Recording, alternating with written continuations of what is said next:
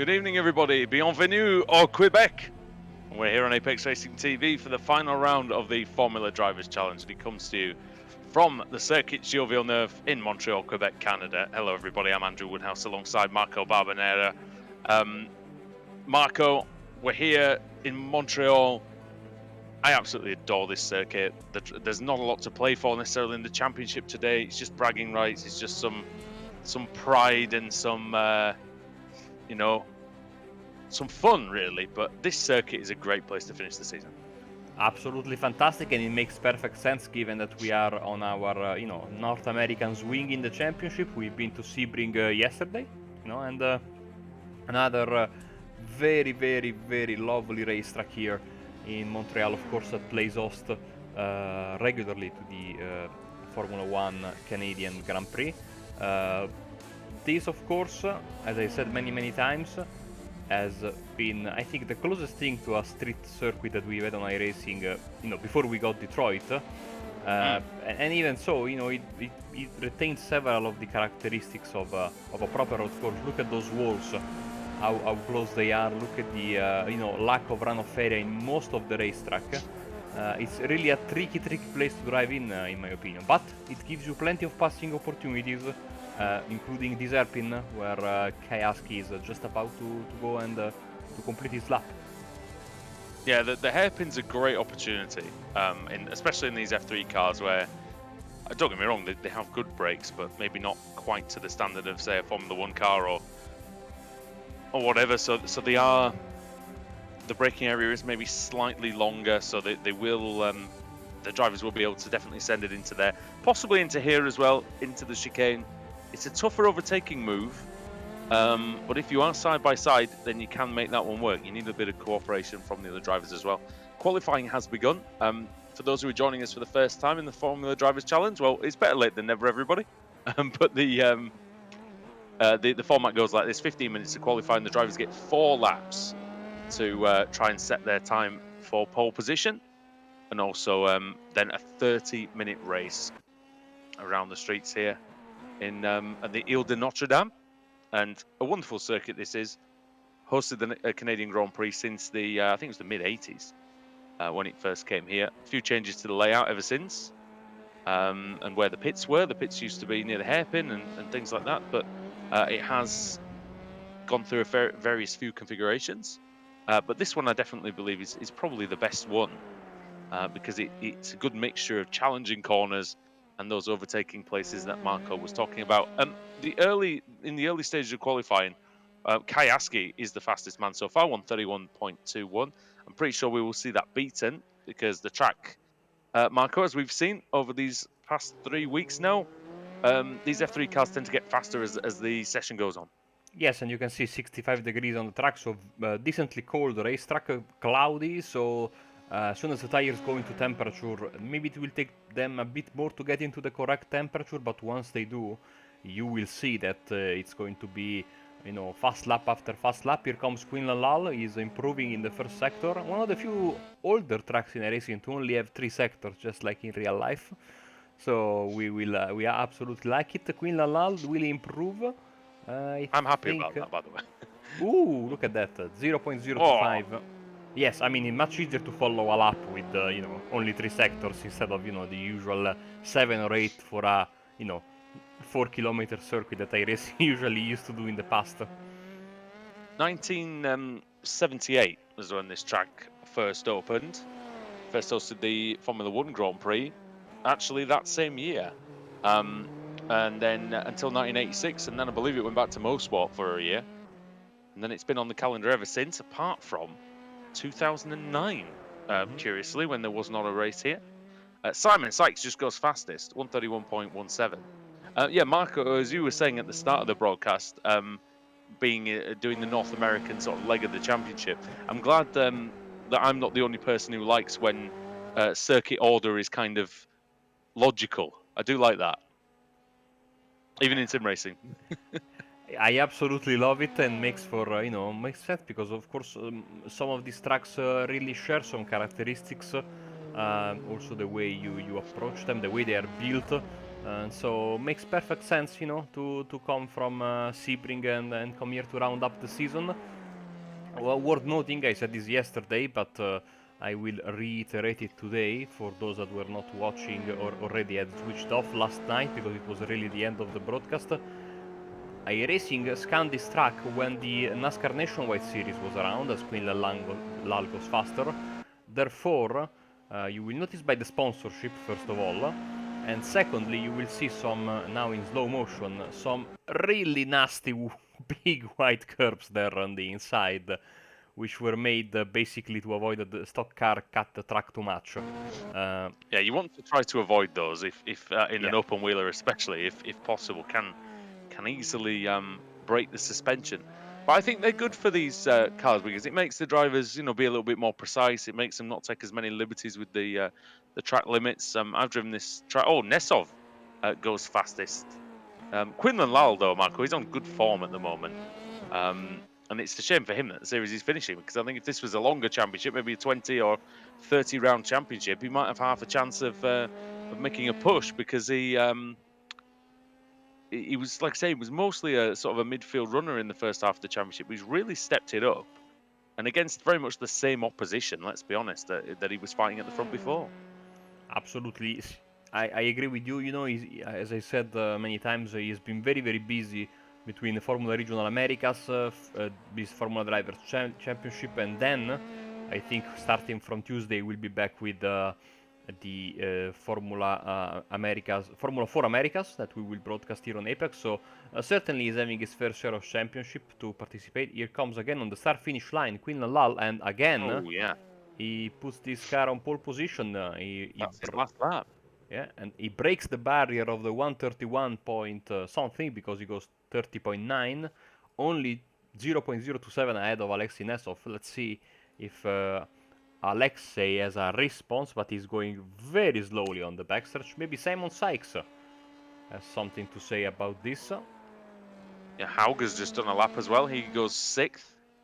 Only a quarter of a second down. The times are very, very close here. Top 8 by just between 0.3 of a second. So if it's a clean start, and that's a big if actually, unfortunately, Simon Sykes goes up into fourth, and Victor Anderson, yesterday's winner, going up into third place.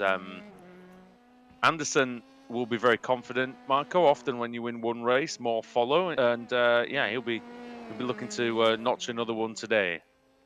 The moment you win that race, I mean, especially now that we are basically we have been racing back to back to back to back in this final portion of the championship. Certainly, confidence really grows and grows, and of course, this being the last round of the season, there is not a lot to play for this driver. So I hope they will race with a bit of a more clear state of mind, more relaxed state of mind, I should say, and put on a fantastic performance, the traditional last day of school feeling, which is, the best day of the year, unless you're going to be, you're not going to be promoted. Hauger set the fastest sector of all in Sector 1. Personal best in the middle sector. Nice and neat through the final chicane he goes. And he'll probably stay to the right-hand side for the shortest route, just about. And let's see what he comes across and does. Dennis Hauger, is it going to be pole? No, I think it was lap. Yeah, validated. Yeah, it was did not improve. So that's a shame for Hauger. He's got another lap, and his Sector 1 again was very, very fast indeed. Oh wait, there it is. There's the Sector 1. Not quite as fast, but it does match the time of Quinlan Lal through the first sector. And then the second sector is going to be down by the hairpin, so we'll know what that time's going to be, probably about 20 seconds or so as he comes through this chicane, which I actually think is the hardest corner on the track, to be honest, because it's very hard to get right. You always think you're going slightly too fast through there or slightly too slowly. And here's the line then for Sector 2. And what's he done he's 0.02 of a second quicker than Quinlan Lal through 2 sectors, Marco. And it's just the chicane to come.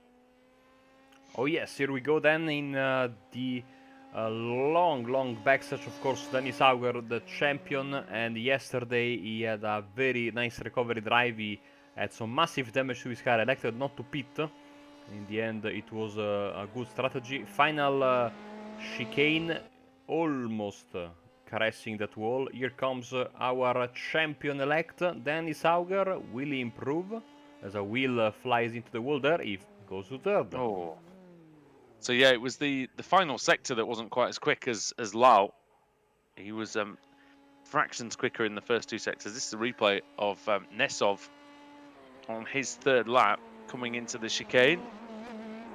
Oh, and getting it wrong and hitting the wall. And that might have been where we saw the phantom wheel, Yeah, to be so I'm not honest. the only one who sees the phantom wheels with this car in No, single car no. qualifying. Okay. I saw it was making a bid for freedom. As here's Ugran coming to the line. Let's see what he can do. It doesn't look like a quick one for Ugran. In fact, it's just a practice lap, I think, this one. He's done four laps already. So Ugran will start from 13th. We have a new driver in the series as well, who he'll be one and done in this one. Hunter Yaney, the American, drives in Formula 4 US, and he'll be starting from 9th on the grid for this one. So we've got a good field here. Only Sam Cowter, really, out of the main competitors that we don't have. Bart Horston not here either, but really pretty much everyone else is. Callan Williams could definitely be a threat for this one, Marco. He starts in 5th place, but the problem that Williams has been the first lap. He's either had crashes or very leery moments like Sebring. He went off the track and things like that. If he can control that first lap, then he's definitely got a chance to win the race. Absolutely, 100% agree with you. If you know, it's a big if, of course, especially because this is one of the most infamous corners for first lap pileups. Every time you Indeed. get some sort of a funnel, you know, when everyone starts. This is not the widest front straight, but it's decently wide, and then inevitably they're going to compress. And you know, if they avoid trouble in the first corner, then they have the first chicane there going down the hill. That's another place where you know, if you make a mistake, walls on the left, walls on the wall on the right is absolutely close. And if someone spins, we could very well get a roadblock there. If they can survive through there, then you know, we might expect things to go a bit smoother. By the way, thanks for mentioning Hunter Yini. Of course, as you probably guessed, another veteran of the Formula Regional Americas Esports Championship. And given that he races in real life in Formula 4 US, I would definitely think he is going to be with us for the KCR F4 US Cup. That again is going to start on Monday. So tomorrow, yes, of course, tomorrow at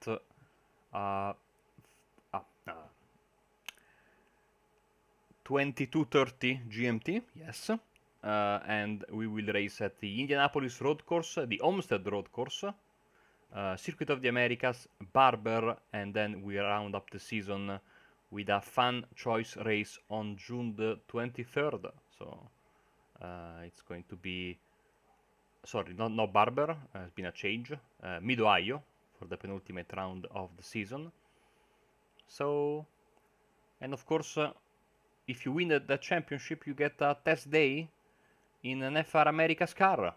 So, a watch and an helmet. So, I mean, okay. Hey, great prize. Can I participate?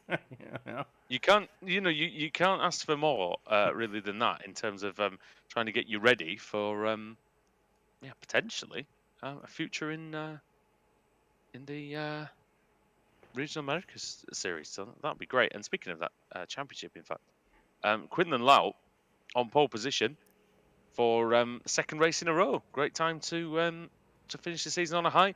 Alexei Nesov in second. Great front row for the Russian ahead of Dennis Hauger of Norway, the championship winner, effectively. We just need to complete this round to obviously confirm everything. Victor Anderson in 4th place, Callum Williams in 5th, Simon Sykes in 6th, Kai Askey 7th, and then Gregoire Saucy in 8th. Hunter Yaney in 9th, ahead of Isaac Blomqvist in 10th. Marco Kacic, the Canadian, his home country, in 11th. Guilherme de Oliveira in 12th, and Philip Ugran rounds out the field. yeah, Hauger is Le Champion, as we said yesterday. But he'll be wanting to finish the season with a race victory. Now, Quinlan Lau, it was the first lap for him, Marco, that was the problem in Sebring. So hopefully he'll have all that sorted out. Yeah, I don't think he's going to win today, so... I like it. I Here do we like go. it. Here come the lights. 5 of them. And when they go out, we'll be racing here at Circuit Gilles Villeneuve. The lights are off. The race is on. It's a terrible start by Lau. And Nesov already into the lead then. As they approach turn 1. Nesov round the outside. He's all over the place in turn 1. And Hauger takes the lead. Lau alongside Nesov going into the first of the chicanes. Nesov late on the brakes, goes around the outside. And Marco, I think. Oh no! The spinner, it's Ugran. I was going to say, I think we've got a clean start. It was, apart from Ugran, but to be honest, everybody else is through. Yeah, I mean, and it seems like it was just a spin, so, for all intents and purposes, one of the cleanest race starts of the season as... Oh, no! That is Marco Kasich. I'll catch it. In the wall there. Maybe another simple spin. We'll have to get back to that, but in the end, what a start from Dennis Hauger. Gained 2 spots, and he's in the lead, as we have this massive battle pack with Sykes, Anderson, Williams, Husky, as they come to the hairpin. There's a reason why Hauger's been hogging all the bubbly this season in the lead. Oh, Nesov's gone into the lead. He's passed Hauger at the hairpin. But here comes Hauger. He's trying to fight back then. Oh, he's pushing Nesov. Let's see if this unsettles the Russian into the chicane. We saw Nesov crashing in the Wall of Champions actually earlier on in the broadcast in qualifying. So let's see what Hauger can do. Will Hauger make a move? I feel like he could do, but I think what he's trying to do at the moment, Marco, is he's trying to defend from Quinlan Lau, really. And that's why he was pushing Nesov, because he doesn't want Lau to get that run on him and drop down to 3rd. Absolutely agree with you. I mean, and if they can sort of work together, these 3 can really pull away. Callum Williams now has to do the hard work and try to basically pull everyone else in this group into that fight for the podium. There's Saucy having a look at Victor Anderson. Anderson, who took the victory at Sebring, managed to take that one out in very impressive fashion. Oh, Nesov goes a bit wide. That's a poor run. And now Hauger right in the slipstream of him. I wonder if he's going to have a go into the hairpin. Oh, he's lifting off at the moment, is Hauger.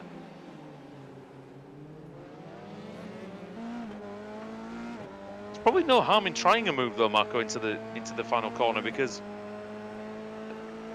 you can defend down the pitch straight, and then he'll have a lot of the chicane sections to try and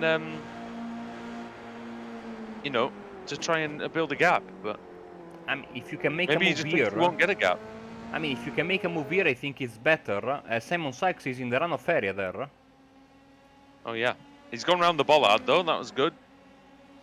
It means that his slowdown's not going to be quite as severe. See the replay. He's battling with Callum Williams there, Marco. He's on the outside. I reckon he just brakes too late here, does he? Oh, Williams hits him. Maybe a tiny bit of lag involved in there, but again, we have been very lucky. All the drivers have been very lucky, because we already saw 3 spins, and thankfully they were just that. No contact with the wall.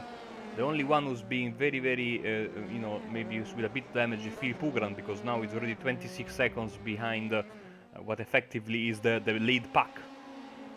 Yeah, he's struggling out there, is Ugran. That kind of smacks of not a lot of practice at this track, maybe, for him.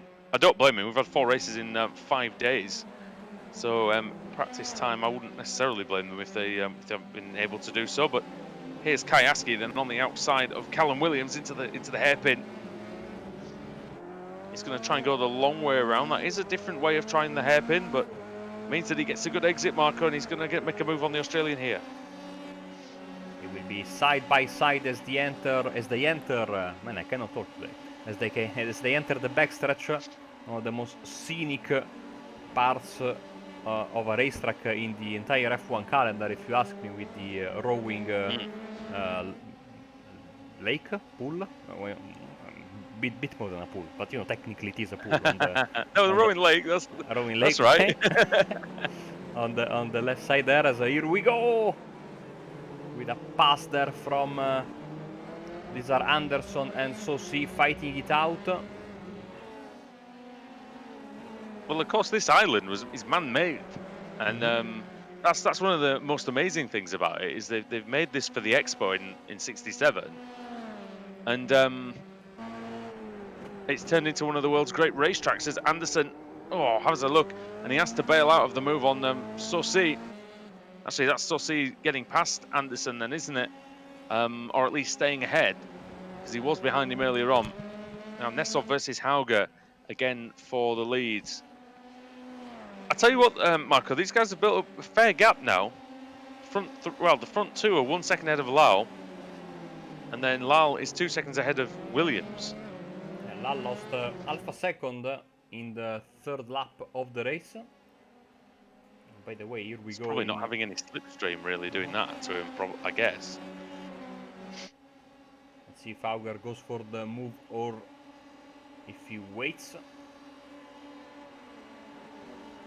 Don't see any harm in trying one and seeing if he can get away, because if he can't, he can just resume the strategy as that Anderson goes for the move on Saucy into the final corner. If you go for a move there though, Marco, and it doesn't work out, you will lose a lot of time. That's what's happened to Anderson. And this is Askey versus Williams once again. You lose some massive momentum there if things don't go, because you have to take a very strange line through there, and of course, if there is sort of a a bit of a bottleneck there with the other cars, etc., you can really lose a lot of time. Not to mention the possible accordion effect that can maybe not now, but give way to some argy-bargy contact between the drivers. But you are absolutely right. Even in this lap, this gap between second and third seems to be getting bigger and bigger. And this is also, I think, a testament not only to our champion's speed, but I mean, Alexei Nessov, when he survives the first lap, he is certainly a force to be reckoned with, either because of his consistency or because, like today, I'd say is pure pace. Yeah, he's showing great pace. I mean, he was very quick in qualifying. Probably a little bit unlucky to miss out on the pole position. May well have got it actually if he didn't crash. Hauger gets closer again, and all this is as well, Marco, is it's pressure now. It's showing that Nessov, maybe compared to earlier on in the season, is dealing with the pressure maybe a lot better in a one-on-one battle than he was, and he sets the fastest lap there. Well, in fact, Hauger sets the fastest lap after Nessov had created his own new milestone. Yaney and Sykes are knocking 7 bells out of each other at the back of it. Let's see. This is for 8th position. This is Yaney going onto the grass to try and get past Sykes. It's a very interesting way of going about the business. Oh, a bit of contact, Marco. Yeah, and I think Sykes then was shoulder barged. I know you had to take a slowdown, sorry. So that's why he got passed by other cars there. And now, like I said yesterday in the and Sykes having a look on Oliveira then to try and get 10th place back. He does indeed. I said in Canada it's cross-checking. Yes. Definitely. 2 minutes for that at the end of the race. Oh, there's no penalty box here though, although there is the pit. I suppose there is the pit box, which can double up as one. Yaney muscling his way past Blomqvist as well. Feisty driving from Yaney. I like it. Don't know if the other drivers do, but certainly it's yeah. He's trying to do the best he can. And look at this. Nessov's gained nearly a second on Hauger. How has that happened, I wonder? Look at that, 3/4 of a second lost by Hauger, and Nessov has got a nice lead there as Yaney we have cuts some the drama. chicane and Sykes is back through, actually. And that was Blomqvist also cutting the chicane. Let's see why. It's on the outside of Yaney. Oh, Yaney hits him. Pretty hard, actually, as well, which hasn't helped the Americans' front wing much at all.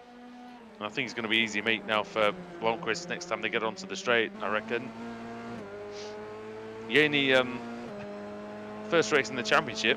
In fact, it's Oliveira ahead of... was it Oliveira that hit him? Have I got that wrong? Let's see it once again. No, it was Yaney, wasn't it? Yeah, Oliveira was minding his own business there. And, you know, Oh. getting those freebies. The freebies are always good. And yeah, Oliveira picking up one just there. A little bit of the freebies. Let's so see. He's still ahead of Anderson. He's actually dragging Anderson along with him to as they're catching Kayaski now. Getting closer and closer to Kayaski, as you can see there. Actually, oh, problem, big trouble for Filip Ugran. Well, that's the old Kimi Raikkonen spin, isn't it? Coming out of the hairpin. He likes to do that, does Raikkonen. And here's Ugran. What does he do? He's coming to the hairpin. Oh, that's quite unusual for this car to do that, I will say. It's not really... I don't think there's a lot that Ugran could have done about that. Callum Williams set the fastest first sector of all on this lap, as he is trying to bridge this gap, which stands at 2.5 seconds. This is Victor Anderson, currently in 7th place, 3rd in the championship.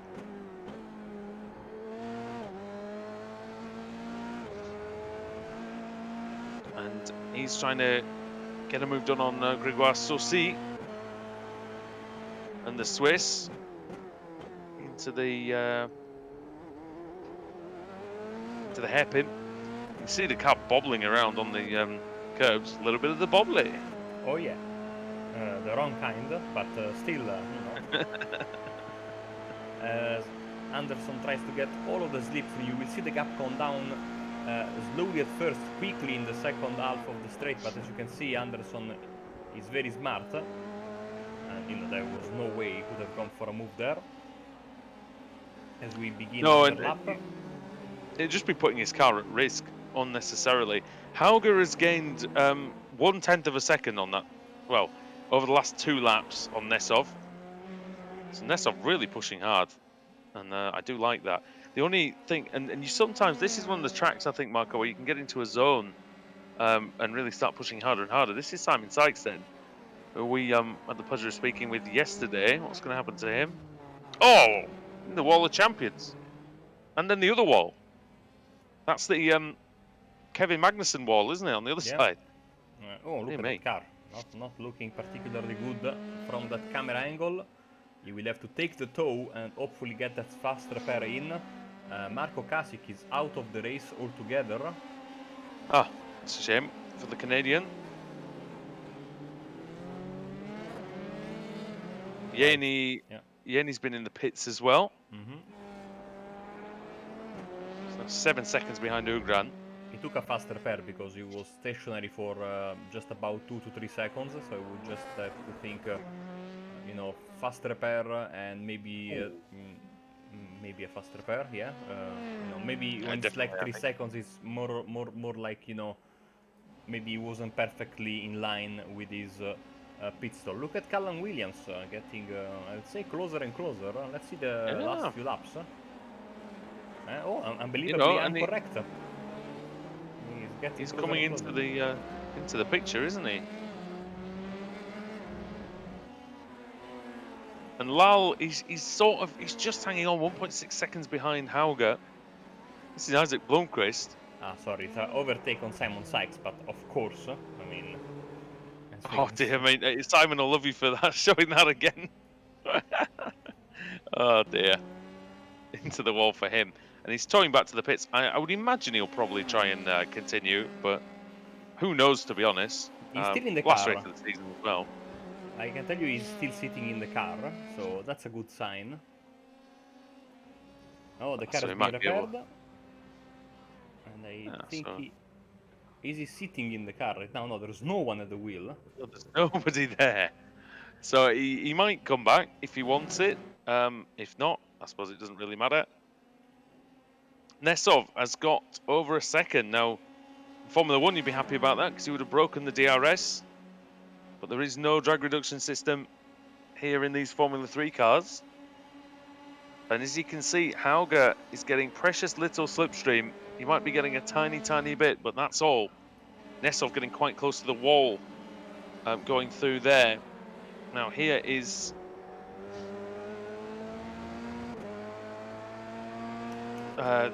Anderson, and so see again. Anderson's getting quite close. He's getting within 0.3 of a second. It's funny, isn't it? 0.3 of a second looks like Saucy's actually quite far away, but they travel such a distance in single seaters in such a short amount of time. That is literally what 0.3 looks like. It's crazy, isn't it? Yeah, absolutely. I mean, but this is good for Anderson if he can. Oh, Oh, bit of a lock-up. mistake there. We'll have a terrible exit here, so see. Yeah, and this is a good run for Anderson now. Sweden versus Switzerland. It's two of the countries that stupid people do get mixed up quite a lot. For some reason, I don't know why. But Anderson, let's see if he's going to go for it. He is. Can he get it stopped? Oh, yes. Yes, he can. That is very nice indeed. Lovely move there by Victor Anderson. Although, can he keep it, Marco? This is the question, because he's got an uphill battle probably to do that. Great overspeed from Saucy. Now. Oh, Anderson late on the brakes. He's done well there, Marco, definitely. Great pass. It took him quite a bit to complete it, but fantastic stuff from yesterday's winner, Victor Anderson, up into 6th. Let's see the biggest gainers. And we have Ugran and Oliveira, 3 places gained. Not a lot of, of course, as expected with the smaller field, not a lot of massive gainers in the race so far. As they're at the front, Nesov got a 30.88, which is his personal best. I think it got invalidated. Let's see, but still, no, it wasn't. 30.88, perfectly legitimate time from Alexei Nesov. And only fractionally quicker than Hauger, though, unfortunately for him. Even with that fastest lap of the race. Sorry, his fastest lap of the race. He's got it to 1.1 seconds. Look at that. That is what you call a balanced race between two drivers. I mean, that gap basically in 5 laps changed from just below 1 second to slightly above 1 second. And kudos to Nesov, because he was under pressure for a bit, and then he was able to keep it. I mean, he's still under massive pressure, in my opinion, when you have the champion behind you. But he's a driver that, I don't want to jinx him, really, really shines under tough circumstances. Can really, really make the best out of a bad situation. We have seen it plenty of times. Identical lap times this time around. Let's see Dennis Hauger and Quinlan Lal, and they are trading the gap between them. Lap 10 Lal gained, lap 11 Hauger gained, and lap 12 Lal gained just a bit once again. Nesov made a bit of a mess of the chicane in the middle of the lap there, and he lost 0.3 down to that, and Hauger down to 0.7 now to Alexei Nesov. But Nesov, he really wants the first win of the season, and it's now or never. Let's face it. As look at that, he gives it the beans coming out of the hairpin, really sliding the rear of the car. But yeah, looking good at the moment. He's got 10 minutes to hold on. Oh, and that's Saucy around at the hairpin.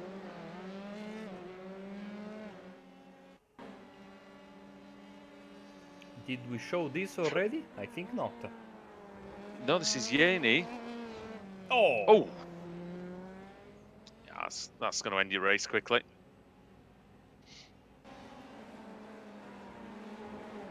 Oh, look at that. Did we see what happened to Saucy? Did he spin on his own, or was it a crash? That's a very good point you are making. Well, unless somebody materializes in front of him, I think he's going to be it's going to be a spin. Oh, it's on the way in. On the way in, yeah, very, Now very that is strange. unusual. Mhm. It's very unusual to spin there on the way into the hairpin. Here's the battle for the lead again. Then it's down to half a second, and that was Nessov's problem really, Marco, is that he made that one mistake which got Hauger right back in slipstream range again. Now he's probably going to need another mistake from Hauger in order to get clear once more.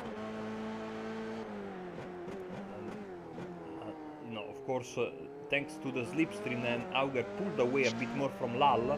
Let's see if now they start battling these two and this will bring Lal back into the fight. As I can tell you that Hunter Yini has officially retired.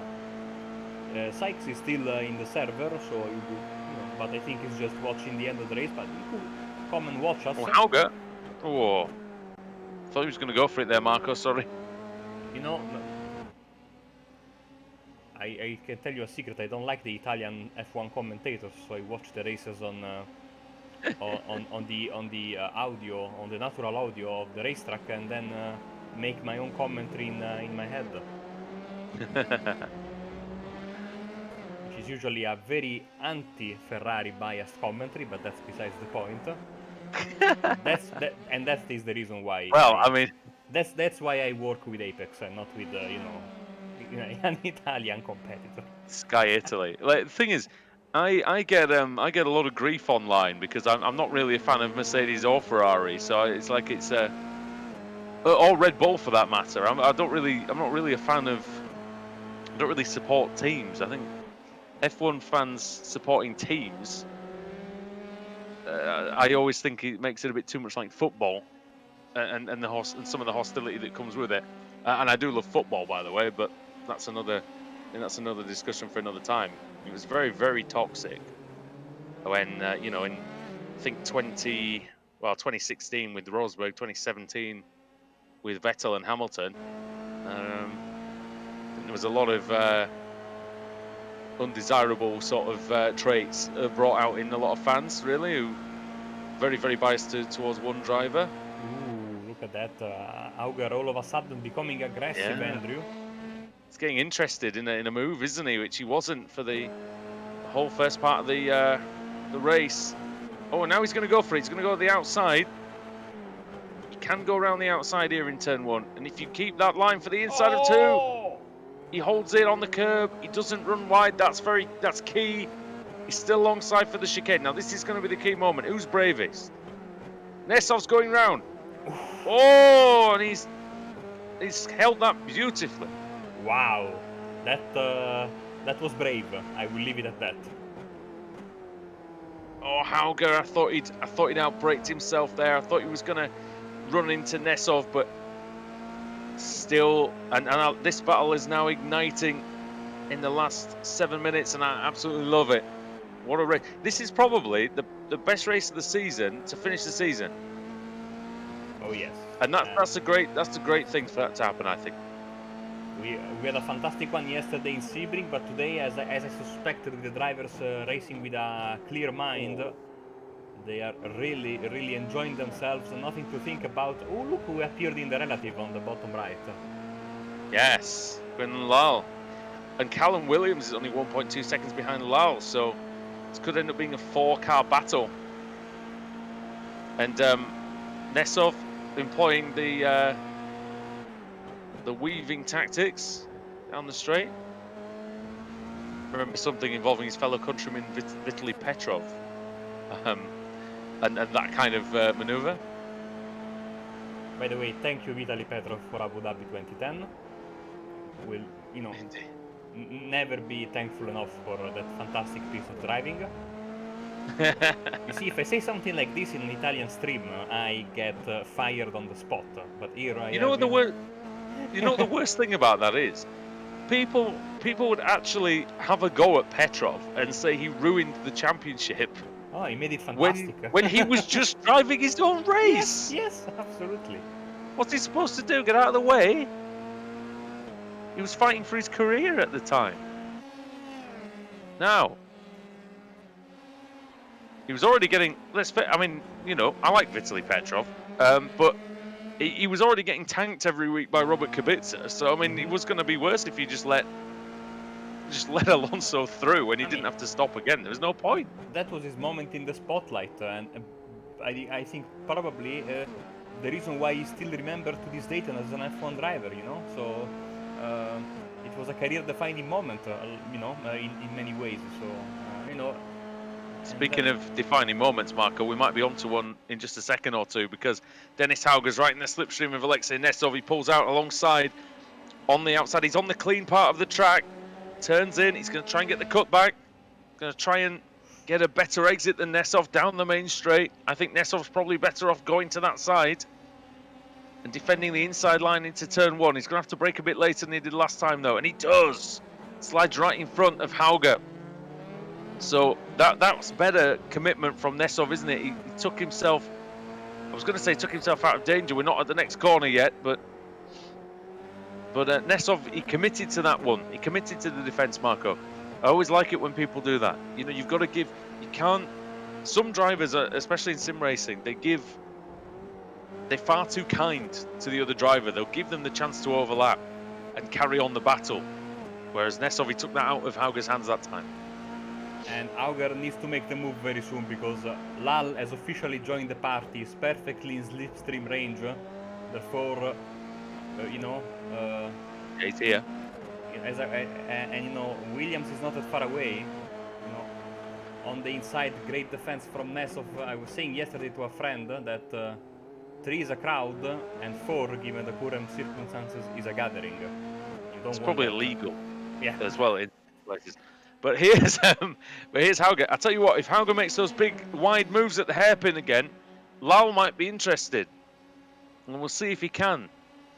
But this is the battle again going into the last chicane. How late are these two going to brake? Well, Nesov brakes later than Hauger, but crucially, Marco, he actually managed to keep the momentum a bit better than last time. Hauger's not alongside him yet into turn one, sorry, and I don't think, oh, he's going to try it. He's going to try it. He's going all the way around the outside. And there is the space just for Nesov. Still wheel to wheel. Now this is going to be, there's going to be some bravery on display here. There wasn't last time. Oh, they hit each other.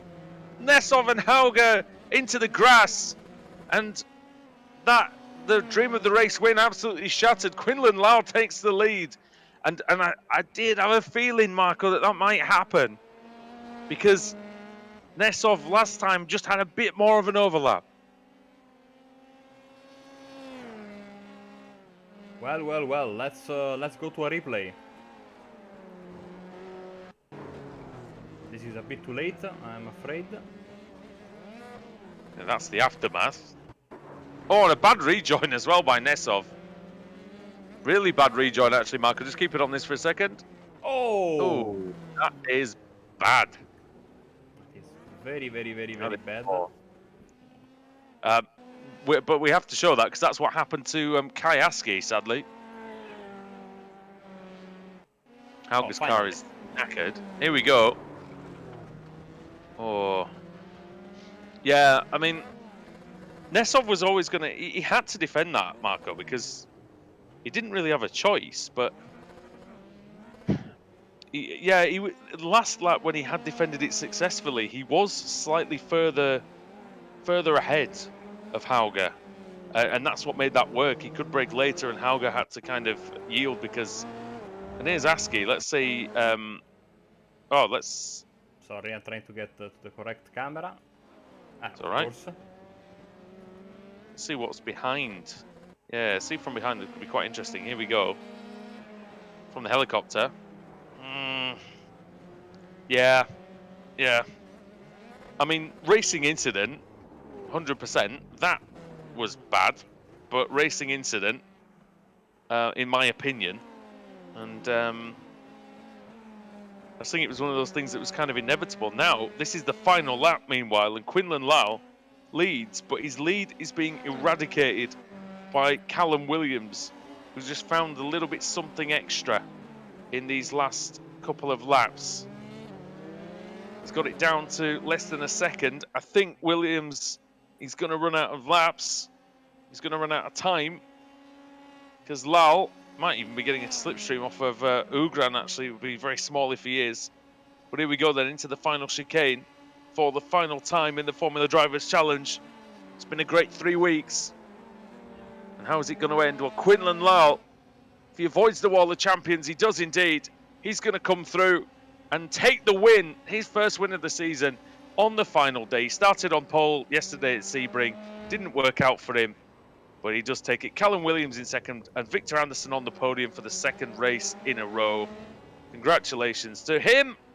As Nesov, I think he might have just brushed the wall there, Marco, but he can't beat Grégoire Saucy, who gets fourth. I mean, how did he manage to get into on the start-finish line after that massive hit?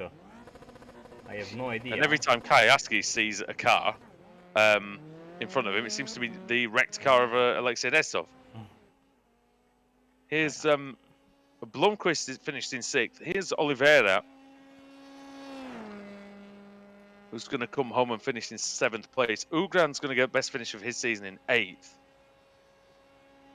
Here comes Oliveira then. Bent front wing on his car. And he's going to come across. And he's going to take P7.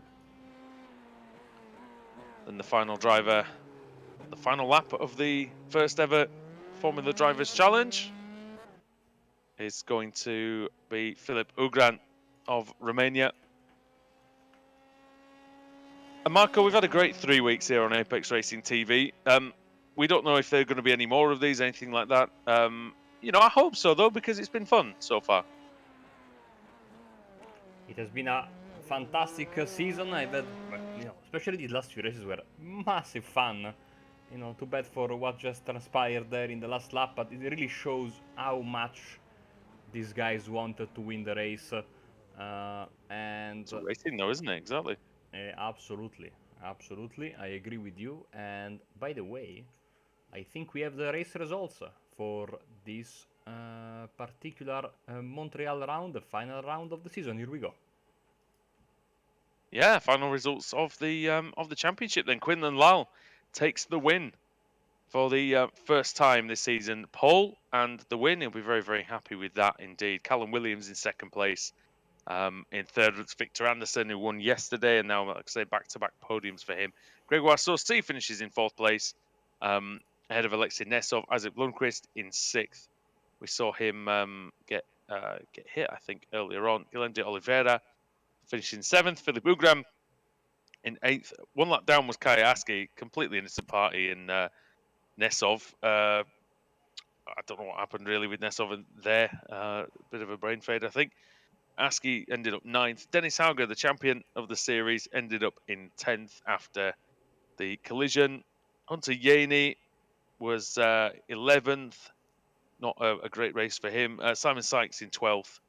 And then Marko Kacic, the only Canadian runner, was the first man out of the race. And yeah, Marco, that's pretty much it for the championship. We don't have a lot of time, I will say, but we will still get the race winner, Quinlan Lau. Quinlan, welcome to the commentary box once again, my friend. Thank you. Great performance. Marco said today he was your lucky charm. He said that he's not going to win the race today. I'm sure on purpose, and it worked. Marco, thank you so much. I feel better after what happened yesterday. You know, you were sitting on the grid today and I said he's not going to win today. And you know, judging by what happened in the penultimate lap, the gods were looking out for you, the racing gods, because basically Yeah, everything exploded in front of you. it was crazy. I mean, I was just kind of sitting back. I was driving a consistent race, trying to not make too many mistakes because at this track, it's so easy to just clip a curb and then get into the wall. And I saw Hauger closing in on Alexei slowly. Hauger and I were doing pretty similar lap times. And then once they started fighting, I just decided, I'm going to hang back, not really push into the fight, or else I'll get caught up in a mistake. And from there, I just watched them fight it out. And when they made contact, it was just like boom, a hit of adrenaline just came. It was like, all right, this is my time. I just have to put my head down, make no mistakes. I had a little bit of a buffer behind to Kalan, so I just decided to use the buffer up in the attempt to not make any silly mistakes. Yeah, we thought if there were any more laps, it might have got quite interesting between you. But yeah, if you manage to save the car and save the tires and everything, and just sort of that's the thing though. If you're in the lead, or if you suddenly find yourself in the lead, you just have to really concentrate and just make sure that you don't do anything stupid. And you succeeded in doing that at least anyway. How much have you enjoyed this series then? Obviously being the first ever Formula Drivers Challenge. The series has been a lot of fun. I mean, it started off with a really big field and quite a lot of like small incidents here and there. But I think over the course of the season, really the top drivers showed themselves and stuck with it, like Dennis Hauger, winning the championship. He's a top level driver. Same thing with Kalan in FIA Formula 3. And it really made the racing super fun. And it also made the sessions really close. If you looked at today's qualifying, Alexei and I qualified, less than half a tenth away from each other. And then second to seventh or third to seventh was all within 1/10. So, I mean, that's what really makes the racing super exciting. Yeah, I think seventh or eighth was 2/10 off pole, which is great, especially around the track like this. I think this is the thing, we saved the best for last. Really, the best race of the season was the final one. So I'm hoping, with the I battle don't for know the what. lead. Oh yeah, I mean, the lead battle was fantastic once the second round of it happened, when Hauger managed to catch back up and they started battling. Yeah, it was a terrific race. There was some great driving in there. It was one of them. They were racing each other so closely that it was sort of inevitable. I think that something was going to happen, but they had to try, didn't they? It was the last race, so.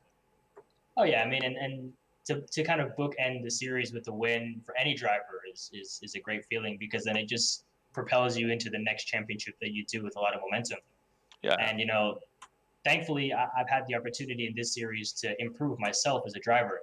There's no setup changes you can make. I mean, all we can do is adjust the brake bias, and it allowed me to really look inwards on myself as a driver and become better and better and better. And I think we saw that, like, even with drivers like Alexei, he was right up there with me at the end of the season.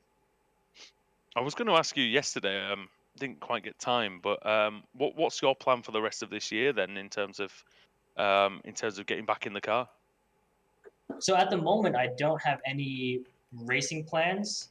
Purely that's budget driven at the moment. But having signed with ProDrive, I'm going to work really, really hard for 2021 to get into a full season drive, possibly in the Formula Regional Americas again, or I might even shoot for Indy Lights. I mean, shoot for the stars, and you'll end up shoot for the moon, and you end up amongst the stars. So Yeah. we'll see what happens there.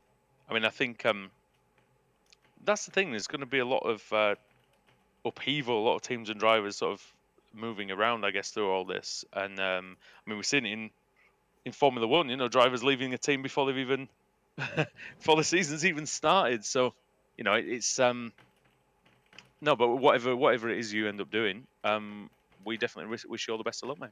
Yeah, thank you so much, and I really appreciate being a part of the series, and hearing the ARTV replays on YouTube and watching them. It's just been a blast, being able to watch the great racing and listen to the great commentating. So really, really appreciate it. Oh, we have a lot of fun making these, and we were saying, because they're a lot shorter than some of the ones that we do in the rest of the week. So instead of doing 3 hours, we do 1 and a bit, and it's great. We love it. So yeah, we've enjoyed watching the racing, and we hope that there's going to be another round of this championship at some point. So if it comes round again, well, hopefully you'll be up there. Sign me up. Yeah, I mean, we can hit the ground running for sure. I found a little bit of pace in myself, and I think we can really give these guys a run for the full championship if it happens again. It's typical, isn't it? You hit good form, and then there's no more races. Yeah, especially for myself, new to sim racing and new to a lot of the tracks that we drove this year. Now that I can actually go back a second time and drive the tracks, I'll be able to just find that pace straight away. Well, we look forward to seeing it. Quinlan, thank you very much for joining us, mate, and we'll hopefully we'll see you next time. Thanks for having me. Thank you. Quinlan Lal there, Marco. Really nice chap and very, very fast racing driver. Absolutely. Sign him up, somebody. Yes, absolutely. Hopefully, my pizza delivery guy is as fast as him because in quarantine, which in Italy ended last Monday. This Monday, I think. I know I lost a sense of time, but I was able to have pizza only 2 times. And people that know me very well know that every Sunday night I have pizza. So basically, today my Ritual. Yes, exactly. I'm not very Italian, but pasta, pizza, and coffee, please, like to quote Gattuso, is no touch. Like, okay, so yeah, I'm very happy that now the deliveries are back at full speed. Hopefully, you guys can get to sort of normalcy very very soon. And I have to say that it has been you know beautiful to have all these new series that have jumped on board and really Yes. give us something to do. Because staying at home doing nothing, it's not as fun as it sounds. I can tell you that for experience. So thanks a Yeah, lot to everyone.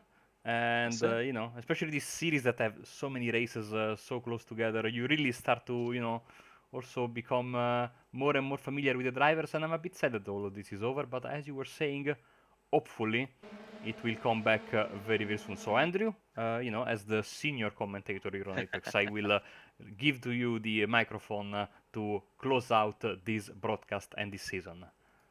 Well, thank you very much, and I'll say buonasera to. I hope you have one. Well, thank you very much, everybody, for joining us over the last 3 weeks for the Formula Drivers Challenge.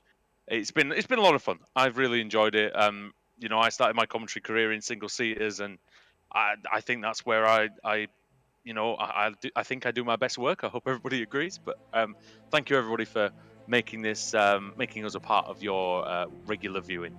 And I hope that it will continue with something else in place, if not another series of this, which, like I say, I would really, really like. Thank you, everybody, for watching. From Andrew Woodhouse, from Marco Barbanera, from all the people who've joined us over the last few weeks. We had Peter Mackay the other day. We have Dane Baird. We had Alessandro Dalladone, Alex Simpson, Sam Kuma, all the people who've made this championship possible. Frederick Nichtel as well. I really appreciate everybody's help and support on this series. So, from all of us here, it's goodbye from Circuit Gilles Villeneuve.